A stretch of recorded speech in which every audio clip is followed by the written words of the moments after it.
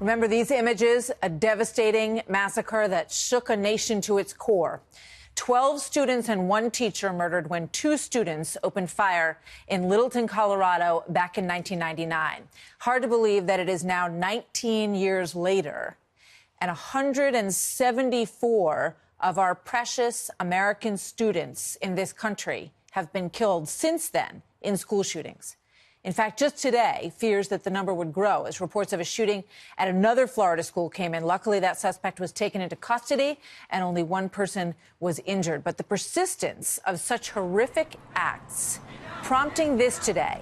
Tens of thousands of students across the country walked out of their classrooms protesting gun violence and demanding change. We will fight, because if we are old enough to be affected by gun violence, then you're damn well sure we're old enough to have an opinion about it. Every member of Congress, every state and local politician offering their thoughts and prayers, thank you. We'll take them, as long as they come with an assault weapons ban, universal background checks, and every other proposal that will make us safer. Stand together, use your voice, use your vote, use your conscious consumer decisions. Be the change. Enough is enough. Andrew Pollack is the father of Meadow Pollack, who was killed in the Parkland school shooting, and he is also the founder of Americans for Class, a nonprofit advocating for children's lives and school safety. Andrew, good to see you. We've talked a lot in the past, and I'm glad you're in New York tonight, so thank you for making time for us. What goes through your mind when you watch those students? I feel for the students because especially the kids that went to Douglas, because they were in that building with all the shots going off. And they are minors, most of the kids. But these aren't all the kids. All the kids don't feel the same way as these kids that are marching. There's a lot of kids that want to march for school safety, that want to march on the FBI, that want to march on the sheriff, because all this incompetency led to the murder of those people. It wasn't really, it shouldn't just be about guns. You know, today is the anniversary of Columbine. After every school shooting, the focus on the media is usually gun control. But I'm not going to let that happen this time. I'm going to have a voice, and there's a lot of Americans out there that feel the same way I do because they message me all day long. So the message of most Americans out there is we want our kids safe. We want to drop them off at 8:30 in the morning or 7:30, and when you go to pick them up at 3:30, they come out of the school. No one wants to worry. Doesn't seem like a lot to ask. It's not, but evidently you see what's going on. They try and politicize everything. And I'm not here to politicize it. I'm neutral. I don't care what party you're in. I'm on the party that wants our kids safe when they go to school. And that's why it's easy. You know, everyone wants that.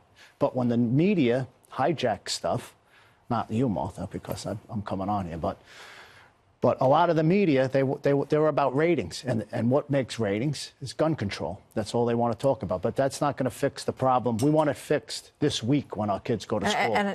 So tell me how. And I want to put up this number because 57% of teenagers are very or somewhat worried that they could be the victim of a shooting. How can we fix it? Tell me the three things that you're doing that you want to see done. Well, what's great, like this on americansforclass.org, what we have something now, because I'm glad you bring it up. A lot of the parents have been writing me, what could we do right now? And I came up with this great idea. Do you ever remember the neighborhood watch? Sure. Like with the signs and everything?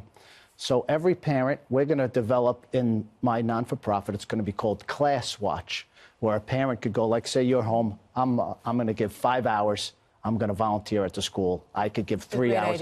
And they're just going to be with vests, and they're going to be a perimeter. Just like that. Alert someone right away if they saw something that didn't look right. You hit your phone, and what shooter's going to go past a parent, Such a great idea. with a vest? And you think about just the time crunch, right? If you can save 3 minutes, we know but what a they're not difference even that would going have to made in go there Parkland. when they see the parents, especially Parkland parents if they're out there. But any parent that's out there is going to be a deterrent. They're never going to walk past them, and if they do, they hit their button. And that's what I'm working on. One of the things. Another thing I'm working on is I want to take that bill that I got passed in Florida, and I want to present new legislation to every governor in the country and make them be proactive and show them what we did in Florida. We're going to follow what you're doing, and we want you to come back and let us know how it's going state by state.